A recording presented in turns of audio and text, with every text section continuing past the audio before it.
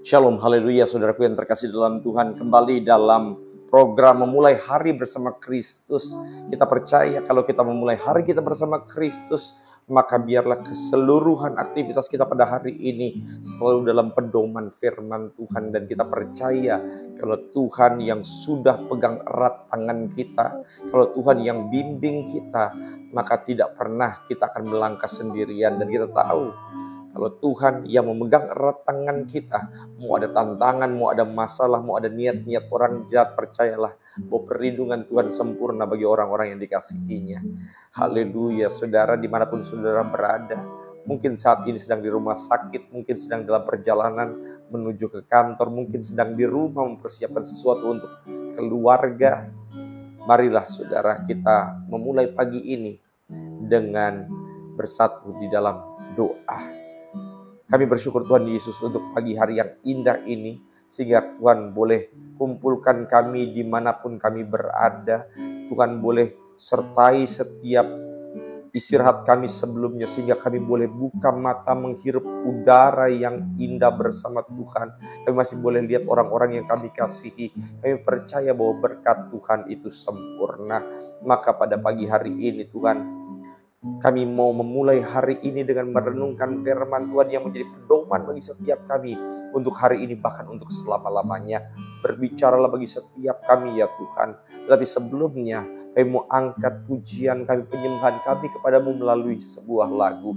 Terima kasih Tuhan Yesus. Terima kasih. Haleluya.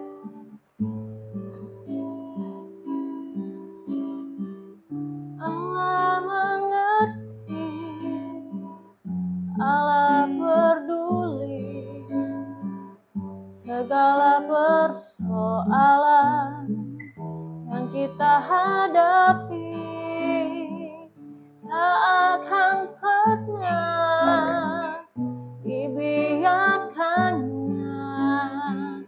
Ku bergumul sendiri sebab Allah mengerti. Allah mengerti, Allah peduli segala persoalan yang kita hadapi, tak akan pernah dibiarkannya. Ku bergumul sendiri sebab Allah mengerti, sebab Yesus mengerti.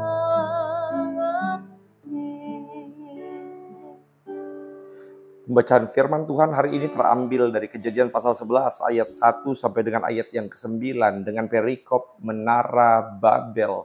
Adapun seluruh bumi satu bahasanya dan satu logatnya, maka berangkatlah mereka ke sebelah timur dan menjumpai tanah datar di tanah Siniar, lalu menetaplah mereka di sana.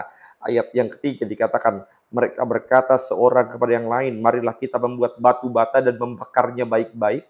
Lalu bata itu dipakai mereka sebagai batu dan gala-gala sebagai tanah liat. Juga kata mereka, marilah kita dirikan bagi kita sebuah kota dengan menara yang puncaknya sampai ke langit, dan marilah kita cari nama supaya kita jangan terserak ke seluruh bumi.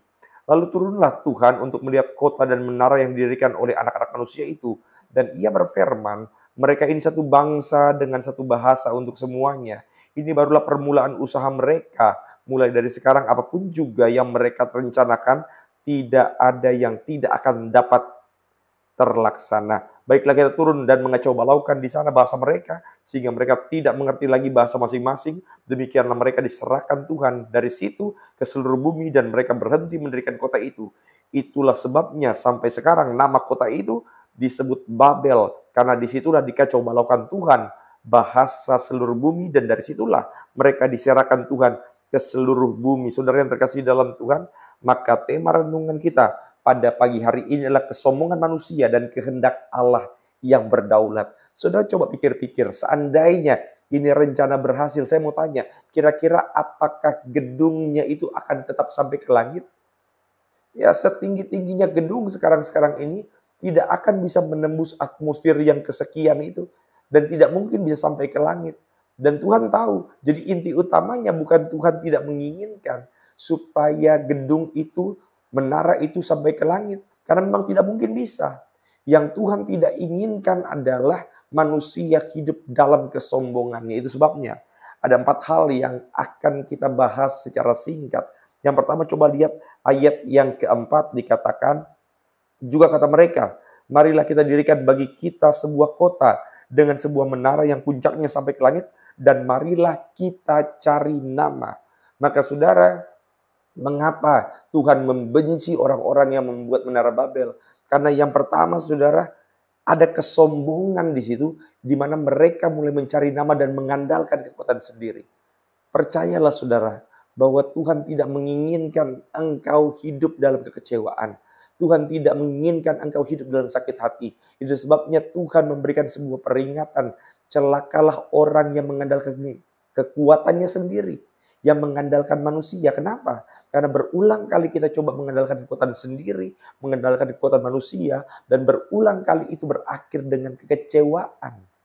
Saudara mungkin selama ini mengandalkan koneksi-koneksimu ketika engkau ada masalah, engkau mengandalkan orang tersebut, dan pada momen tertentu ternyata orang-orang yang kita harapkan untuk membantu kita, ternyata tidak bisa berbuat apa-apa.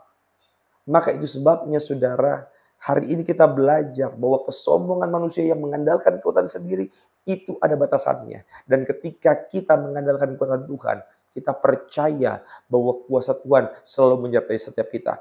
Stop andalkan kekuatan sendiri. Saudara yang terkasih, dan dosa yang paling berbahaya itu adalah dosa kesombongan. Kenapa? Karena tidak ada orang yang sombong merasa dirinya sombong. Ya, nggak ada orang yang sombong merasa dirinya sombong. Nggak ada. Itu sebabnya ini dosa yang benar-benar bisa merusak jiwa. Dan yang kedua, coba saudara lihat ayat yang ke-6 dan 7, dikatakan Allah memperhatikan apa yang dilakukan oleh manusia dan memutuskan untuk mengacaukan bahasa mereka. Itu ada dalam ayat yang ke-6 dan ayat yang ke-7. Alkitab memberikan kita sebuah peringatan tentang bahayanya mencari kemuliaan untuk diri sendiri. Maka saya mau katakan sebagai seorang hamba Tuhan, saudara, kalau kita boleh hidup sekarang ini diberkati dengan keluarga, dengan rumah, dengan pekerjaan, percayalah Bapak Ibu, itu bukan supaya kita bisa memegahkan diri, karena toh apalah artinya kita. Kita ini bisa hidup sekarang ini dengan segala hal yang kita miliki, semua karena Tuhan. Karena sebenarnya tidak ada yang patut kita sombongkan. Maka saudara, gak apa-apa kalau memang saudara dipuji, tapi jangan saudara gila hormat, gila pujian. Kenapa? Karena toh sesungguhnya kemuliaan itu hanya milik Tuhan. Semua ini karena kasih Tuhan kepada setiap kita. Yang ketiga, coba lihat ayat yang ke-8, dikatakan Allah menyebarkan mereka ke seluruh bumi. Artinya apa? Tuhan mau kita itu taat pada kehendak Tuhan. Ya. Rencana Allah agar manusia memenuhi dan mengelola bumi bukan berkumpul di satu tempat.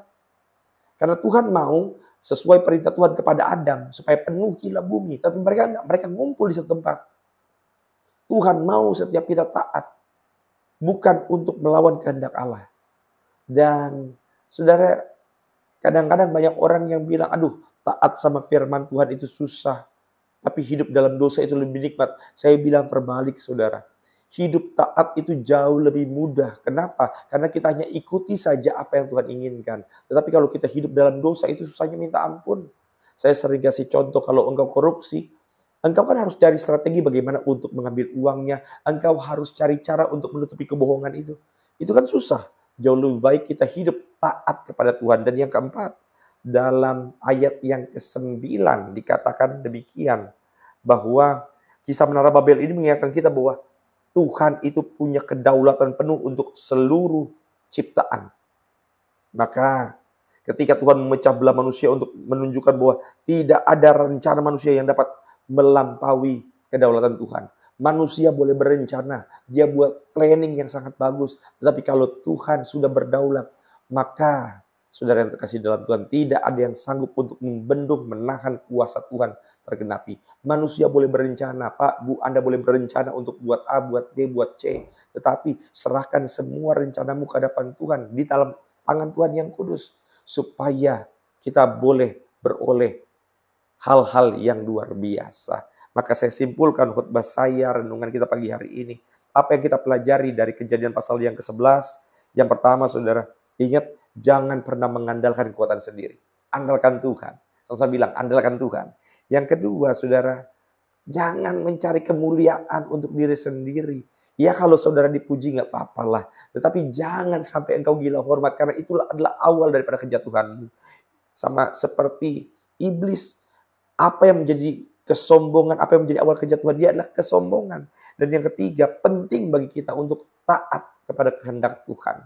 Dan yang keempat, yang terakhir, ingatlah, Anda boleh berencana, tetapi toh pada akhirnya kedaulatan Tuhan yang pasti akan terjadi. Itu sebabnya libatkan Tuhan dalam setiap keputusan aktivitas kita. Kita percaya, maka Tuhan pasti akan berikan sukacita, berkat, jalan keluar untuk seluruh masalah kehidupan setiap kita.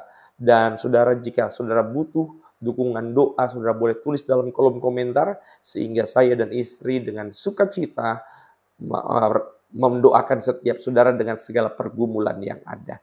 Baik, saudara yang terkasih dalam Tuhan, mari kita tutup di dalam doa.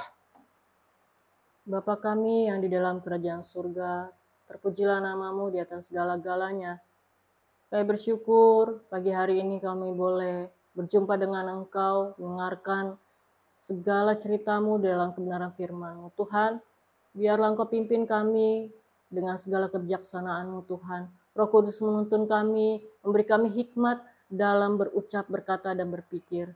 Dan biarlah hati kami tetap Tuhan, tulus, rendah hati di hadapan-Mu. Hilangkan segala kesombongan dalam diri kami Tuhan. Dan biarlah kami tetap mengutamakan Engkau di atas segala-galanya. Terima kasih Tuhan Yesus yang baik. Pimpin kami setiap aktivitas kami Tuhan. Kami serahkan di dalam tangan-Mu. Dan biarlah segala seluruh kehidupan kami serahkan ke dalam pimpinan kuasa Roh Kudus-Mu. Terpujilah Engkau Bapa yang baik. Di dalam nama Tuhan Yesus Kristus kami berdoa. Haleluya. Amin. Amin. Dan saudara, tetap berjalan dalam iman, bertumbuh dalam Kristus. Dan ingat, jangan lupa untuk memulai harimu bersama Kristus. Tuhan Yesus memberkati. Saya Pendeta Giri Tenggar bersama istri, Indira Pardede STH, mengucapkan shalom buat setiap saudara.